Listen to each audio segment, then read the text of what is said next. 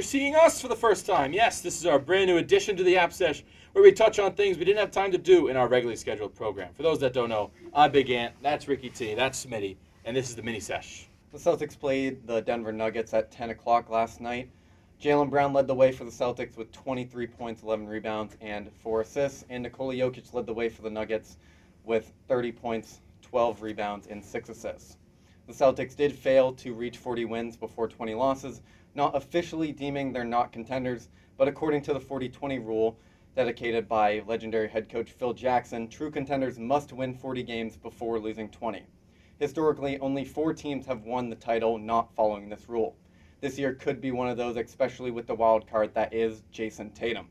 Baseball season's back in full swing with the start of spring training last week. Peyton Tolley, Brian Bale, Connolly Early, and Ranger Suarez have already made starts for the Sox, with Early having the best start of the bunch with their 2 scoreless innings against the Rays back on Monday. MLB's top prospect Connor Griffin teed off Ranger Suarez for 2 homers on Tuesday, further cementing his spot on a rebuilding Pirates team in 2026. And after multiple extensions, the WNBA and the WNBA-PA have come to a deadline for the CBA agreement to be met, not to affect the upcoming season.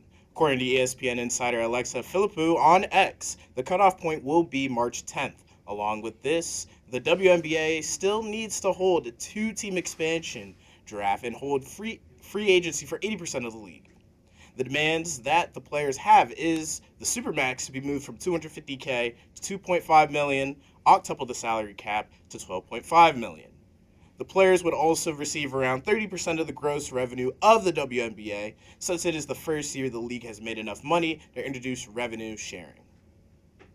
Some games to watch this weekend across the sports world is 11th ranked Virginia takes on top ranked Duke at noon on Saturday.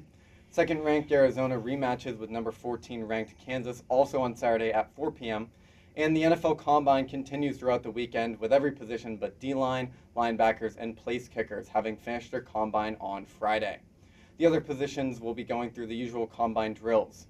Projected number 1 overall pick Fernando Mendoza is expected not to be throwing in the Combine, but he will be throwing at his pro day.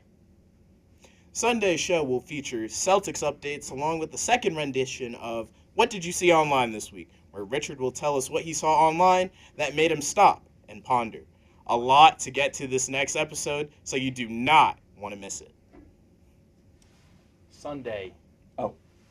That's it for this episode of the mini sesh. Tune in on Sundays at 4 p.m. on Power 8.3 for the full Yap Sesh. Also follow our social media pages with the link below. For Ricky T, Smitty, I'm Big Ant. This isn't a goodbye. It's till next time. Bye for now.